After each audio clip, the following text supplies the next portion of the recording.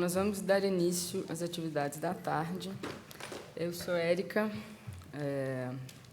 debatedora dessa mesa, e aí eu vou seguir a seguinte sequência, a sequência do programa mesmo aqui.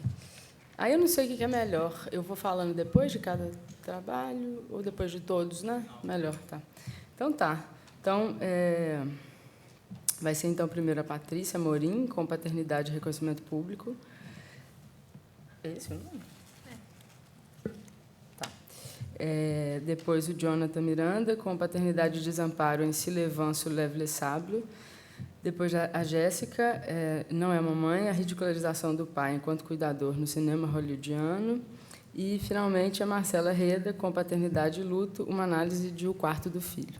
Tá bom? Então, com a palavra, Patrícia. Obrigada. Boa tarde, gente. Tudo bem? Bem, queria agradecer, o Fábio, a oportunidade de estar aqui, o grupo todo.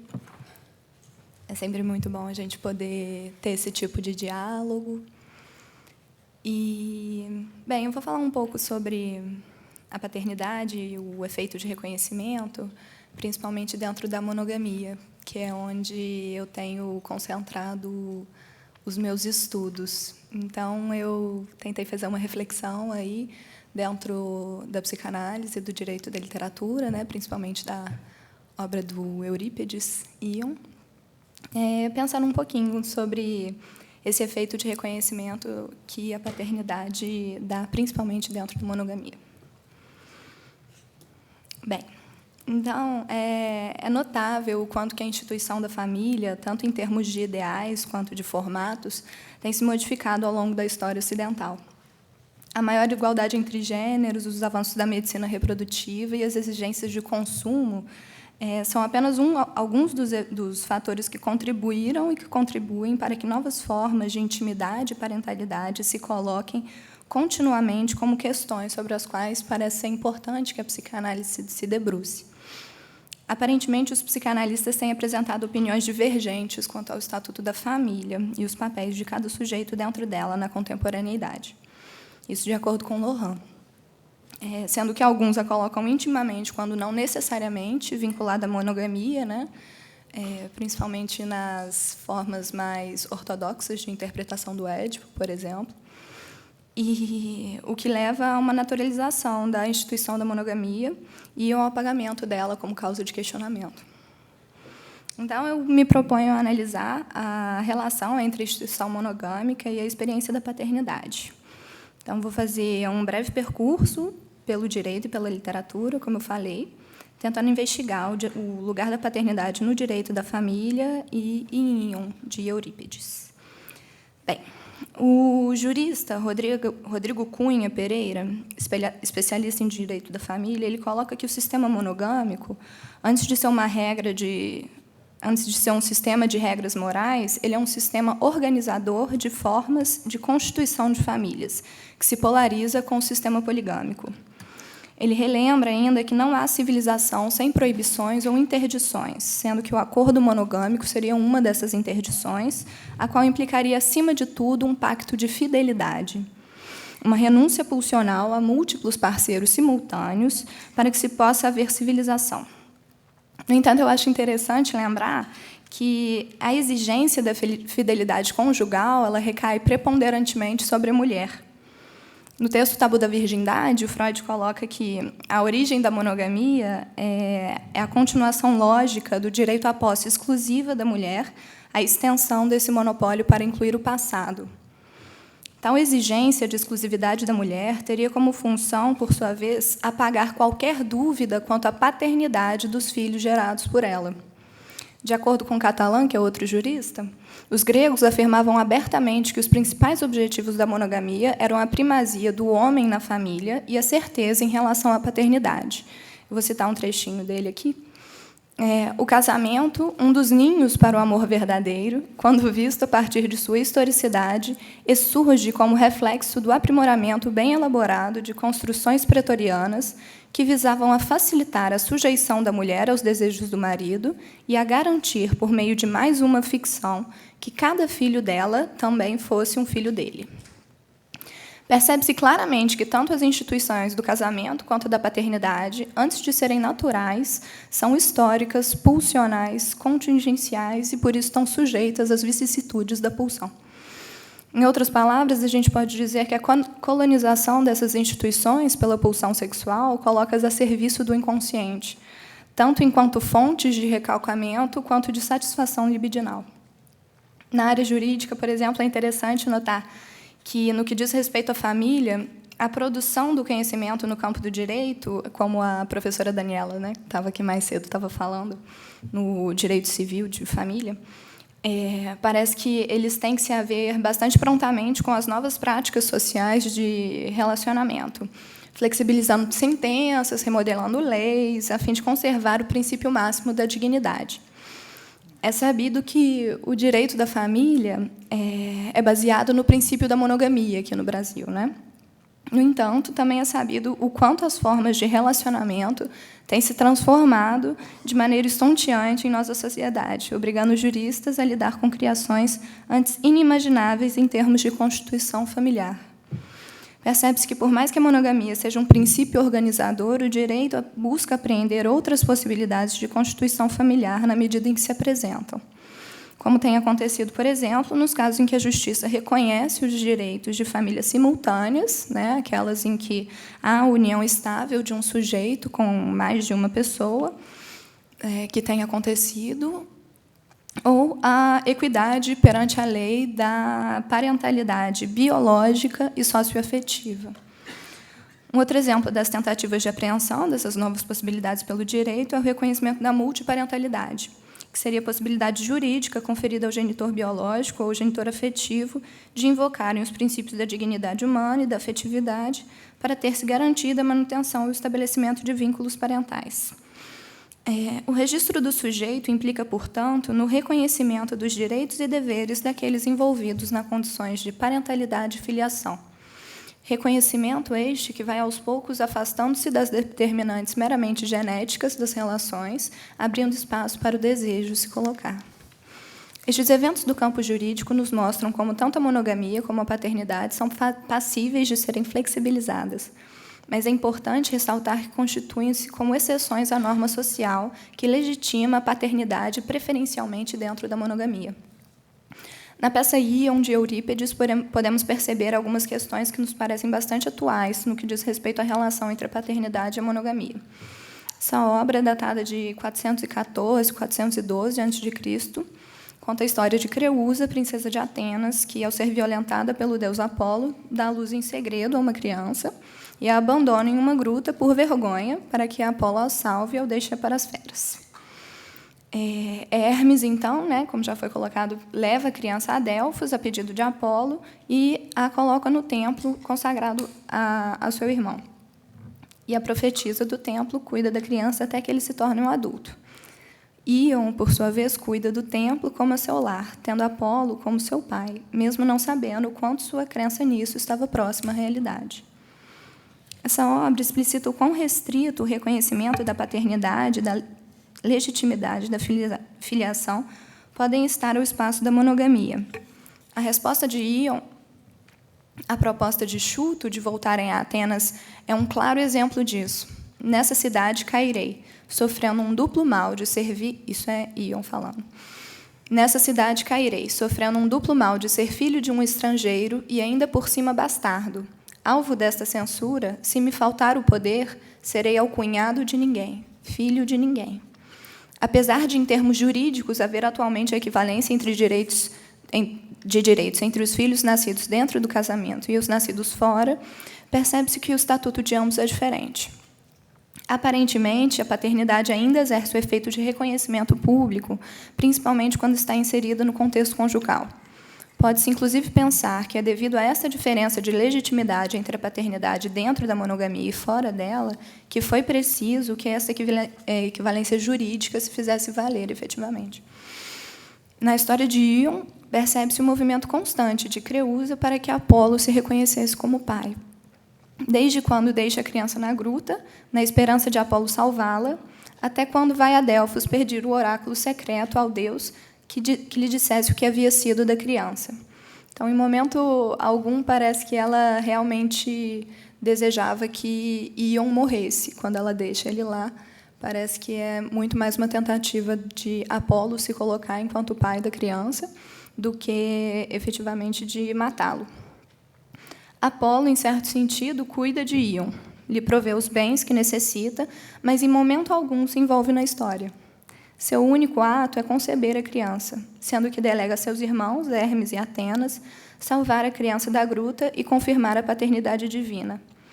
Apesar disso, é sob sua guarda que Ion cresce. Creusa, a impossibilidade de dar à luz a uma criança sem estar casada, ressente-se da perda dos direitos sobre o filho. Ela fala: não seria justo Apolo regozijar-se sozinho com um bem comum. Um filho seria um bem que Apolo manteve até que chegada a hora oportuna em que Ion pudesse ser reconhecido por outro homem, no caso Chuto, quem lhe proveria não só de bens e títulos, mas também de afeto, o que Apolo não pôde fazer. É interessante notar, a partir desta obra, as diferenças entre a maternidade e paternidade em termos de reconhecimento público do sujeito.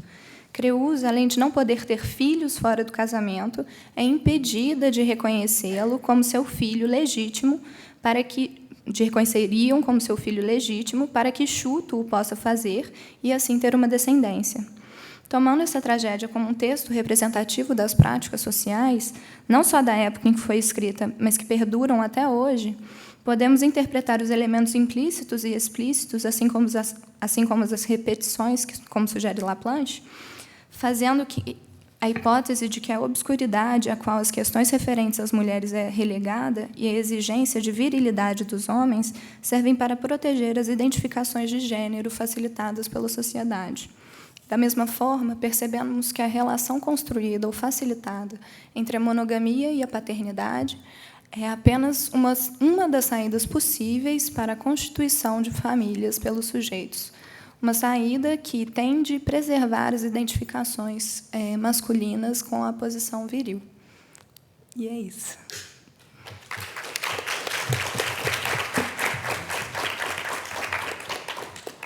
Bom, vamos passar agora para o Jonathan, com Paternidade e Desamparo, num filme que chama Si le vent soulève les sables. Boa tarde. Boa tarde. Não vou falar sobre o Ion, né? O texto que eu escrevi é sobre esse filme. E vou me ater muito aqui às cenas, assim. Então, acho que seria... Tem mais perto da boca dele. Tá, também. É bem pertinho da boca, assim. Sim? Deu para ouvir? Tá dando para ouvir? Agora deu, né?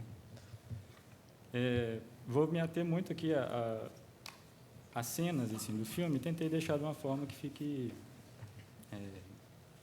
visível, de alguma forma, para vocês também, né? Que não assistiram o filme, imagino, né? É um filme muito bom. Tá. Bom, tá, vou falar bem reto aqui. Tá bom. Quer trocar? Tá baixo, né? Ah, esse tá bem melhor. Beleza. Né, eu costumo falar baixo mesmo.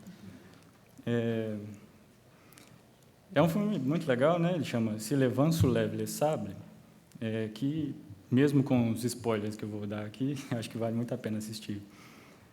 É uma coprodução belgo-francesa, de 2006, dirigido por uma diretora que chama Marion Rancel, e o filme é baseado numa obra que se chama Chamelle, escrito por Marc Durand Valois. O objetivo do trabalho, né, já está no título aí, é analisar o filme procurando articular desamparo e paternidade. Acho que o filme, de um jeito muito bonito, ele consegue trazer essas duas dimensões, essas duas temáticas, assim, bem articuladas. utilizaremos aqui como referencial teórico o Winnicott e Laplanche, entendendo com esse último que todo cuidado adulto presente na situação originária é sexual. Então, inicialmente, eu procurarei marcar uma dinâmica muito saliente no filme que diz respeito ao que significa desamparo. Então, inicialmente falando aqui sobre desamparo e sobrevivência ao sexual. Se Levan-Soulève sabe, é uma narrativa de perdas e muito sofrimento diante da materialidade de um mundo devastador.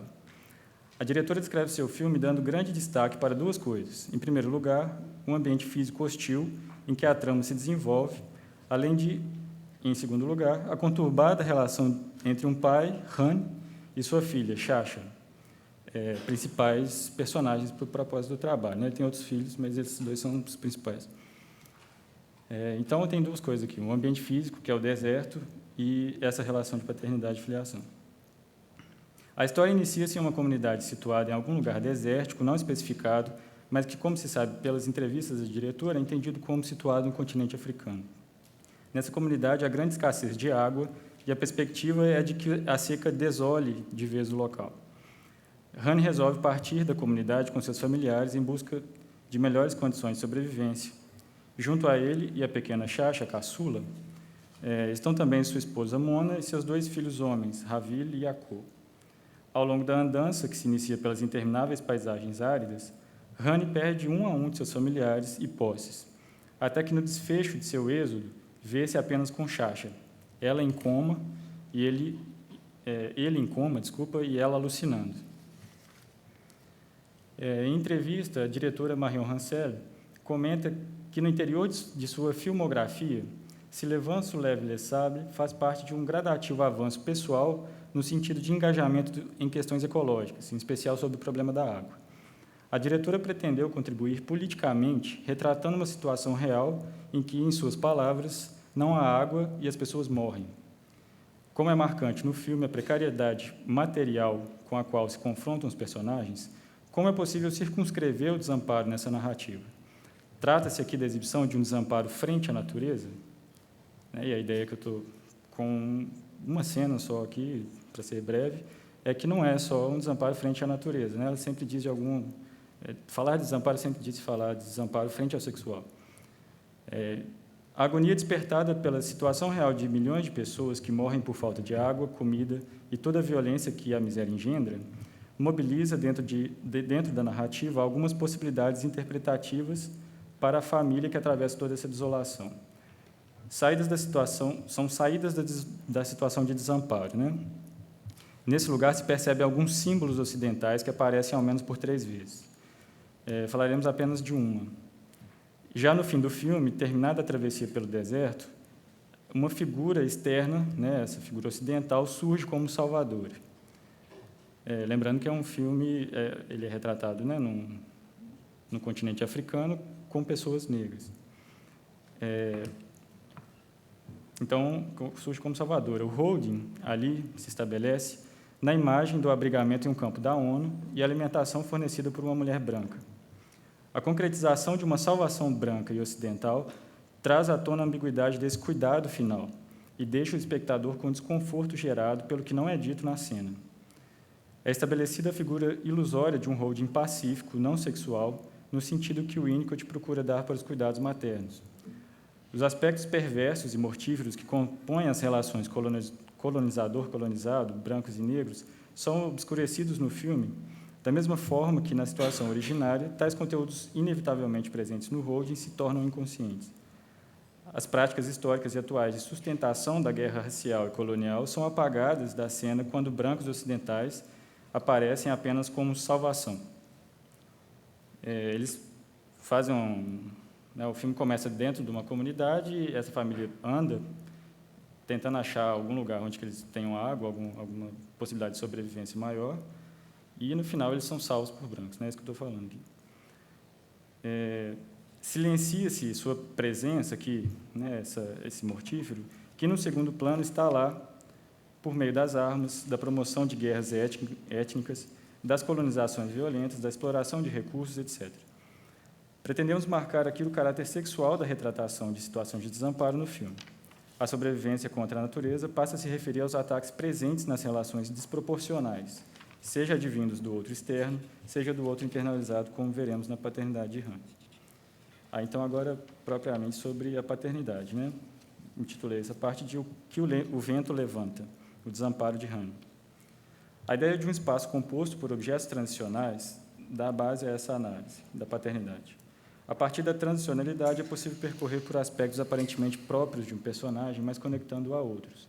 Para analisar a paternidade de Hane, iremos tomá-la como uma relação entre pai e filha, em que os elementos que circulam no psiquismo de cada um articulam-se no espaço transicional. Pode-se dizer que Sasha não é um sujeito de ação no filme, mas, juntamente com Hane, pai e filha constituem o personagem principal. A relação entre eles inicia-se já com a primeira cena, onde Sasha, que acabara de nascer, ainda no colo da mãe, é caracterizada como uma boca inútil a mais para alimentar. O bebê é concebido por essa fala através de seus representantes biológicos. Há aqui um trânsito entre natureza e cultura que retorna, enquanto uma forte vinculação entre os desejos de pai e filha, no sentido de um corpo que sobrevive ou morre. Isso atravessa toda a história.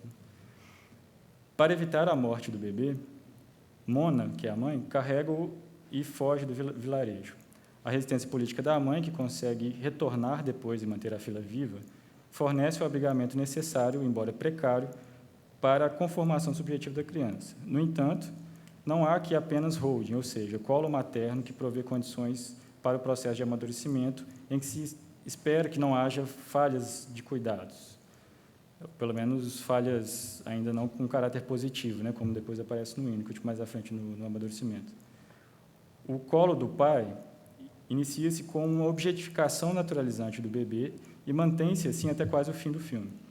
No âmbito dos investimentos de Hane, Sasha é um ser que não precisa viver e que, se fizer necessário, pode ser descartado a qualquer momento, o que se confirmará em 2 momentos em que o pai realmente oferece a filha em sacrifício. Assim é criada uma duplicidade a partir dos investimentos de Mona e Hane.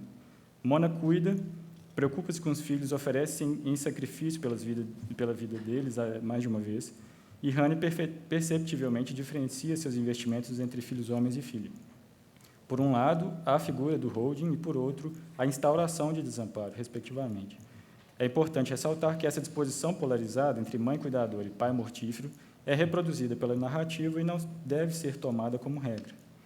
Entendemos que, independente de gêneros, a atividade de holding é sempre acompanhada por desejos conflituosos que se expressam na linguagem winnicottiana como falhas ambientais. A última cena do filme é marcada pelo foco em Sasha sentado no colo de Hane, formando uma unidade, lugar em que podemos destacar mais facilmente suas proximidades. Então, na cena inicial, a relação entre eles é perpassada por um desejo de morte, bem claro, e tem essa ameaça, né, do pai matar a filha, e no final, a cena final mesmo, é a filha no colo do pai.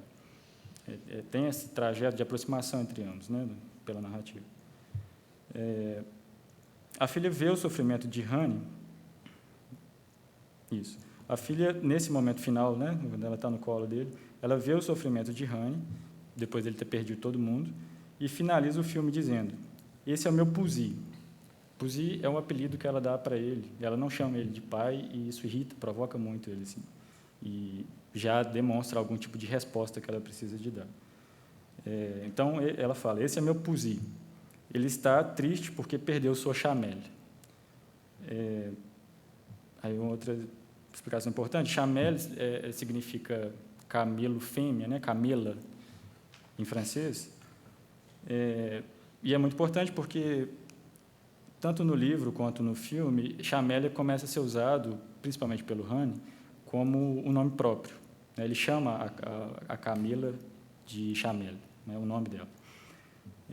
Nesse momento em que a Sasha fala isso, nesse momento em que Hane descobre como foi infeliz nas suas escolhas, ela põe o dedo na centralidade que a Camila tem para ele. Por sua vez, o cuidado de Sasha com Ime, sua cabra de estimação, com quem exaustivamente se preocupa ao longo do filme, conecta ao pai, de alguma forma, na medida em que quer saber se o animal está vivo ou morto o tempo todo. A cena que precede o desfecho do filme retrata muito bem essa união, quando pai e filha, quase mortos e delirantes, não suportam continuar e param no meio do deserto sozinhos. Shasha, escorada no pai, e ele, por sua vez, escorado na Chamele. Nesse momento da narrativa, Honey passa a acolher Shasha, mas a cena evidencia como sua camela não faz nem sombra suficiente, indicando a precariedade do cuidado que os atravessa. Ele também. A importância desse objeto de cuidado é marcante. No livro do Han Valois, Honey, que tem título, como título Chamele, Honey enuncia já nas primeiras páginas a importância dessa figura narcísica ao tratar o animal por nome próprio e refletir que aqueles que andam pelo deserto sem camelos não irão muito longe, caracterizando o animal como uma figura íntima, feminina, ele faz questão de marcar o gênero dela o tempo todo, e que possibilita a sua sobrevivência. A união e desunião de Honey e Shasha, a partir de seus objetos transicionais, é marcada em uma cena em que Shasha está dormindo em cima da camela, e quando acorda, olha para trás procurando o Ymir, que é a cabra dela, mostrando sua preocupação se ela está viva. Morreu, porque os animais vão morrendo ao longo do filme. Segue-se o diálogo com Honey. Pussy, se um animal fica cansado, podemos colocá-lo na camela? Ele responde, não. O animal iria resistir e Chamele não gostaria disso. E se eu conseguisse acalmar o animal, você conseguiria acalmar Chamele? Ele responde com a cabeça, falando que não. E ela diz, então eu precisarei carregá-lo eu mesmo. A fala de Shasha indica que se o pai a ajudasse a carregar seus fardos, se auxiliasse na tarefa de sobrevivência, ela não precisaria dar conta deles com um pouco de força que possui, pensando que numa força narcísica, vamos dizer assim. O apelo ao cuidado do pai traz à tona a dificuldade que Shasha tem para se defender do sexual nela implantado. Ao mesmo tempo, evidencia também a incapacidade de Honey em fornecer um hold satisfatório por não conseguir acalmar sua Chamele, ou seja, carregar seus próprios conteúdos atacantes que lhe afligem. Nesse ponto, Shasha denuncia o desamparo de Honey através do seu próprio. O objeto escolhido não poderia ser mais significativo. Inserida na pobreza do deserto, a pobreza material, e da falta de água, uma camela sobrevive. Honey, no entanto, se perde a quase todos os que o acompanham. Isso também é muito marcante no filme, porque todas as escolhas que ele faz levam necessariamente as pessoas morrerem. A destruição, de uma forma geral. Enquanto objeto transicional, a camela faz a passagem de um estado de natureza para a pulsionalidade presente na vida psíquica de Honey, de um modo geral, de todas as metáforas de sobrevivência presentes no filme. Mas a gente poderia perguntar o que Chamele carrega para Honey. Observa que no lombo do animal, alguns objetos são pendurados, e junto a ou dentre eles estão também as mulheres. A Mona e a Shasha, os homens não sobem no camelo. A continuidade de gênero existente entre mãe, filha e camela parece marcar identificações de gênero importantes que dão sustentação narcísica para Honey e as colocam, literalmente, em movimento ao longo da narrativa.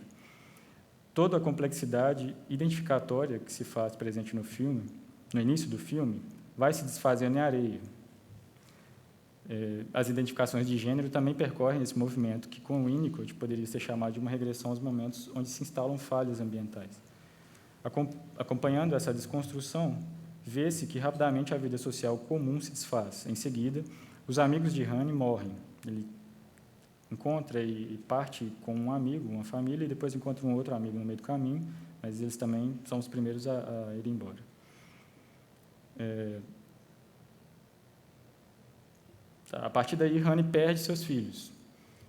Sua preferência pelos filhos homens é evidente e parece mostrar um investimento de cuidado importante no qual o pai se esforça para retirar os filhos da infância, em especial Ravil, que é um pouco mais velho, deve ter por volta de uns 13 anos, e fazê-los dar conta da sobrevivência no mundo adulto, um trabalho de narcisismo que possivelmente salvaguardou sua própria formação subjetiva. Após perder os filhos, Honey se vê com a esposa, a filha e sua camela. A morte lenta de Mona, ela também morre, remete a um processo que acompanha toda essa desconstrução desde o início. Logo no início do filme, Honey dá um tapa em Mona por ela ter fugido com o bebê. E, em seguida, ajuda a estancar o sangue que escorreu da sua boca por conta desse tapa. Ao saírem pelo deserto, isso seria 8 anos depois, mas no filme isso é logo em seguida, ao saírem pelo deserto, sangue começa a escorrer pelas pernas de Mona, o que, à primeira vista, não permite saber se se trata de sua menstruação ou de um ferimento. A agressão à Mona parece desencadear um forte processo de ataque à instância egóica de Honey, onde a marca de uma castração se conjuga com o fracasso narcísico presente no colapso de Sasha no final do filme.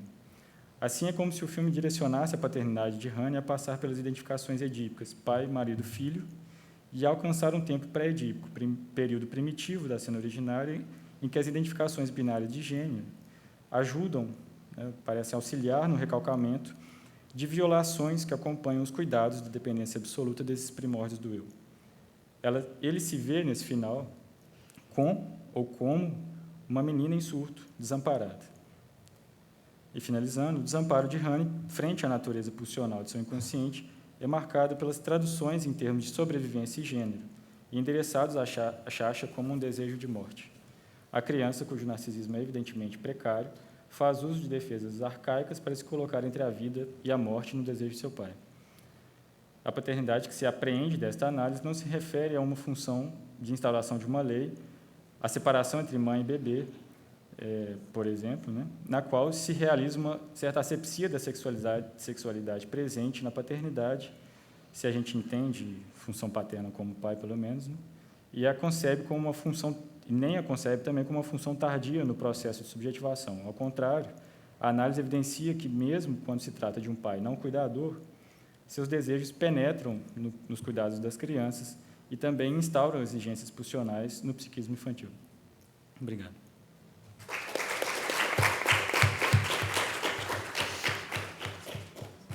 Sim, melhor.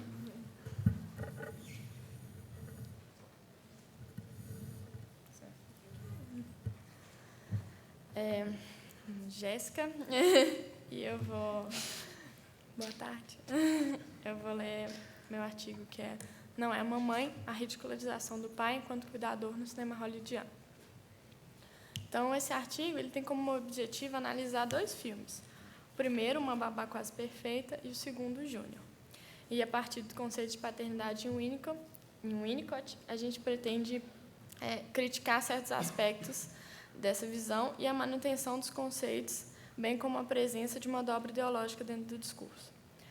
Problematizando também a escolha do discurso de humor, que apresenta uma lógica paradoxal, onde, ao mesmo tempo que ele influencia na desconstrução de um discurso vigente, ele acaba reforçando. Vou trazer um pouco do Winnicott aqui. O Winnicott ele chegou a trabalhar sobre o pai de uma maneira um pouco dispersa no seu artigo de nome E o Pai, abordando a paternidade, a função paterna e a triangulação edípica. O papel do pai, descrito em Winnicott, é secundário quando se trata no cuidado do bebê, tratando o pai como uma mãe substitutiva. E como descreve Rosa, mesmo quando exerce essa função, o homem deve permanecer tal como a mãe, um objeto subjetivo, sendo importante, quando ele exerce essa função, não o seu lado masculino, mas o seu lado materno. Observamos que o Winnicott ele não passa ileso pelo pensamento que se tem sobre o papel do pai da época que ele escrevia, e ele reproduz muito dessa concepção em sua teoria, produzindo o que podemos chamar de dobra ideológica, uma vez que ele reforça o caráter ideológico de concepções de subjetividade, ao invés de desconstruí-las, de desconstruir ideologias que legitimam determinados jogos de poder. Observamos isso mais claramente quando Winnicott, em sua obra, descreve a função de pai, tendo 3 principais aspectos onde ele é valioso. A primeira seria de suporte à mãe, sexualmente e afetivamente, para que ela se sinta bem consigo mesma, além de dar o apoio, ajudando a mãe e sustentando a autoridade que ela introduz na vida da criança, permitindo à mãe exercer com menos peso o amor e ternura que são atribuídos exclusivamente a elas.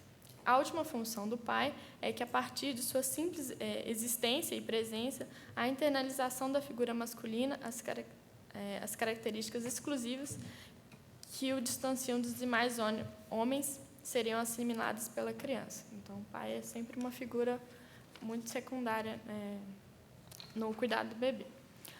Mesmo reconhecendo que a presença do pai é benéfica, Winnicott, em sua teoria, retira do homem qualquer possibilidade de cuidado, sendo essa função da mulher, e criando uma clara contraposição entre virilidade e maternidade.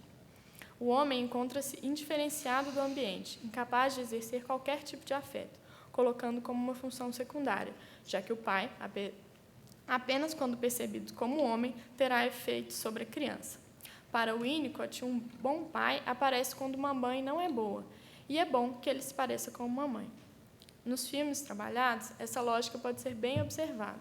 Os homens só apresentam um papel de cuidador quando mimetizam a função da mãe, mesmo que quase que efetivamente abdicar de sua masculinidade, como se esse fosse um empecilho para a função de cuidado. O primeiro filme, Uma Babá Quase Perfeita, é uma comédia estadunidense de 1993, dirigida por Chris Columbus e estrelada por Robin Williams, e o roteiro é baseado em um romance que chama, aliás, Madame Doubtfire, de Anne Fine. Ela conta uma história de Daniel Hillard, um homem separado que se disfarça de mulher e vai trabalhar como babá de seus filhos com a intenção de participar mais intensamente da vida deles. Durante o filme, percebemos um desenvolvimento das habilidades de cuidado, tanto da casa quanto das crianças, à medida que ele vai desempenhando esse papel de babá. Entretanto, é importante ressaltar que essas habilidades são pouco valorizadas quando ele não está travestido de mulher. Além de percebermos que ele não tem essa chance de desenvolver tais dotes se não tivesse se colocado nessa situação, uma vez que, como pai, ele estava constantemente afastado da função de cuidado. Júnior, o segundo filme, é um filme também estadunidense de comédia, lançado em 1994, escrito por Kevin Wade e Chris Corrand, dirigido por Ivan Reitman. O filme é estrelado por Arnold Schwarzenegger como protagonista e conta a história de uma cientista que sofre uma gravidez masculina como parte de um experimento. Durante esse processo, os estereótipos de naturalização de sensibilidade e cuidado são intensamente reforçados. O personagem se torna um homem sensível e preocupado com o cuidado de seu filho à medida que ele vai se parecendo cada vez com uma mulher, naturalizando a conexão entre mãe e bebê, e a presença de lados e funções puramente femininas e masculinas, e as atribuições de papéis sociais correspondentes. Essa ideia pode ser vista em Winnicott, onde homem e mulher não podem, por exemplo, exercer de forma satisfatória as mesmas funções de cuidado de um bebê, e que essas dependem do gênero do cuidador. No segundo filme, há uma ideia de naturalização da maternidade. Essa ideia também está presente na teoria winnicottiana, sugerindo que o papel parece desenvolver graças a um tipo de esquema instintivo tipicamente feminino, muitas vezes tendo origem na gravidez. No filme, esse instinto pelo cuidado só é alcançado como o homem passa pelo mesmo processo que a gravidez. Fica evidente que a possibilidade do pai como cuidador só se dá na ausência de uma mãe. E o pai só se torna um bom cuidador quando ele mimetiza a relação mãe-bebê, tomando para si características ditas femininas, tratando assim os cuidados suficientemente bons do pai como um produto substituto. Ao final dos filmes, os homens retomam o que se convencionou chamar de suas funções paternas e as relações de cuidado que se estabelecem a partir de então com os filhos. E as relações de cuidados que se estabelecem a partir de então com os filhos são mediadas pelas mulheres mães. Quer dizer que eles, mesmo depois de terem passado por esse processo de cuidado e tido uma perda de masculinidade, no final eles retomam a função de pai. Se analisarmos segundo Winnicott, é somente a partir da mãe que o relacionamento das crianças com o pai é possibilitado, uma vez que, para Winnicott, dificilmente essa ligação afetiva poderia acontecer sem a presença dessa, já que o impedimento ou desvirtuamento dela está em seu campo de ação. Segundo Winnicott, tudo depende bastante daquilo que a mãe decidir. Filmes de humor servem o propósito de fazer passar pela censura conteúdos latentes de outra forma inaceitáveis. O humor ele não é resignado, mas rebelde. A famosa assertiva de Freud diz respeito a como a rebeldia do desejo inconsciente encontra caminho através do subterfúgio do humor. E agora eu vou trabalhar mais as questões do humor, especificamente, depois conectar os dois. Existem duas características que compõem a política dos xixes, segundo Freud. A primeira, referente ao conteúdo da piada, que se que busca a satisfação das pulsões sexuais e agressivas através da suspensão da repressão originada pela censura e pela moral cultural. A segunda delas, que se refere ao impulso à transmissão, característicos dos filmes, dos xixes. Somos compelidos a contar nossos xixes para mais alguém porque somos incapazes de rir dele, isso segundo Freud. Desse modo, o processo de construção da piada só se dá por completo depois de contada para alguém. Ao se contar uma piada, se busca a função de testemunha do sucesso da elaboração do xixi. Como diz Freud, como se eu não se sentisse, nesse ponto, seguro do meu julgamento. Logo, para o sucesso da piada, o público deve compartilhar os afetos prazerosos e da sua transgressão. Deve haver entre o público e o humorista um ideal grupal. Segundo Kupperman, existe então uma dimensão política como processo social que vai além do próprio conteúdo do xixi, que vai na emergência desses afetos verdadeiramente irresistíveis que nos incita à sua transmissão.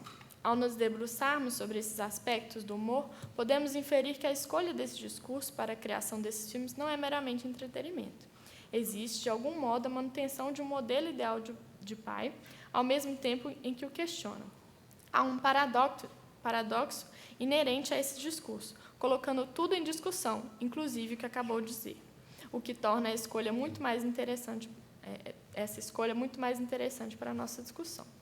No humor, mecanismo dirigido pelo superego, há um alívio de tensão. Abre-se uma brecha no cômico para expor as mensagens enigmáticas, ridicularizando, por exemplo, o pai na função de cuidador, inflando esse ideal, trazendo ao mesmo tempo a possibilidade da realização dessa função e a de que o homem pode fazê-lo. Mais do que transgredir e realizar os desejos recalcados, a escolha desse discurso proporciona um compartilhamento desses ideais, uma vez que a piada só se realiza no outro. A rebeldia deve ser, de algum modo, compartilhada em um ideal grupal. De outro modo, esta não faria sentido e, por fim, não teria graça. Desse modo, a identidade grupal se torna muito importante, pois faz com que a piada possa se concluir na transmissão. Ao se fazer graça como homem e como cuidador, esse discurso se repete, pois encontra em seu público uma identificação de afeto, de modo que nos incita à sua transmissão. Esses filmes não são lembrados ao se trabalhar em questões que são consideradas profundas, pois, a princípio, não apresentam a rebeldia e a transgressão que Freud observou ao analisar o humor. Entretanto, a chave para entender esses filmes e toda a lógica do humor em si é o paradoxo. O humor se baseia num tipo de paradoxo em que ideias opostas geram graça. Segundo Abraham Slavutsky, logo, o paradoxo é construído de opiniões contrárias que coexistem sem exclusão. As verdades contrárias coexistem e formam uma terceira verdade. Os filmes apresentam um duplo movimento. Eles criticam na mesma medida que fazem graça. Essa relação é descrita por Slavutsky em seu livro. Os sentidos contrários não se excluem, coexistem. E essa é uma relação importante entre humor e inconsciente. O humor é e não é, pois traz em si mesmo a própria negação do que diz. Todos os entusiasmos, todas as certezas, todas as ideias seguras, bem enraizadas, são postos em xeque pelo humor.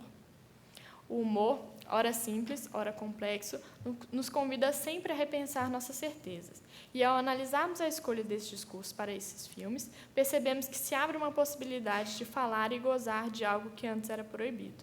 O superego, que apresenta dentro de si um caráter paradoxal, é quem gerencia a economia dos afetos ao se fazer graça e brincar. Aquele que mantém a ordem e a lei também permite que se brinque com ela. Lembramos que tomamos as narrativas cinematográficas do gênero analisado como compromisso entre códigos tradutivos recalcantes e os desejos inconscientes suscitados pela situação de cuidado dos bebês. Parece haver um reforço ideológico nesses filmes, no sentido de se mostrar como o cuidado é uma tarefa da mulher, entrelaçada essencialmente ao gênero feminino. Por outro lado, a via do humor, frequente nessas narrativas, parece incitar a presença de desejos inconscientes que só podem ser vinculados por meio da ridicularização. Concluímos defendendo a hipótese de que o desejo de cuidar dos homens é ainda angustiante, pois isso constrói importantes articulações ideológicas, atacando o modelo de virilidade dos homens. Acreditamos que os filmes de humor que trabalhem com questões de paternidade e gênero podem auxiliar nessa discussão. A sensação que temos é de que, sim, é possível retrabalhar identificações obsessivas compulsivas que articulam papéis sociais aos gêneros, mas que há sempre ameaças sádicas consideráveis advindas desse trabalho de elaboração. Como se apenas fosse possível a crítica ao custo de penas identitárias. Sem dúvida, é disso que se trata, perdas identitárias para a reconstrução de novas identidades. O que estamos colocando em questão é que tais perdas devem ser examinadas com cautela, de tal forma a não atendermos ao que parece ser o imperativo superegóico. Se deseja cuidar de um bebê, então transforme-se necessariamente numa mulher. A partir dessa teoria, defendemos a hipótese, ainda a ser melhor examinada, que o ideal do eu, instância ética por excelência, possa tomar terreno do superego, ligando através do humor e outros artifícios defensivos restos de mensagens que até então eram consideradas intradutíveis. É bem possível que as designações de gêneros e seus respectivos papéis sociais se articulem com o superego nesse sentido específico das mensagens que nem podem ser traduzidas, devem ser aceitas, sem discussão.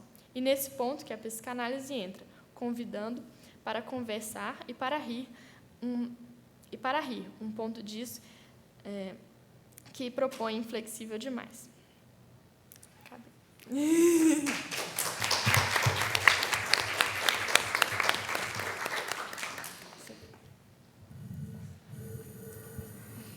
Agora o último trabalho da Marcela. Chama Paternidade e Luto, uma análise de O Quarto do Filho. Obrigada, Érica. Boa tarde. Esse texto, como a Érica disse, é uma análise do quarto do filho, articulando paternidade e luto. A primeira cena do filme mostra Giovanni correndo sozinho. Giovanni é um psicanalista que vive com a esposa, uma filha e um filho. No celular.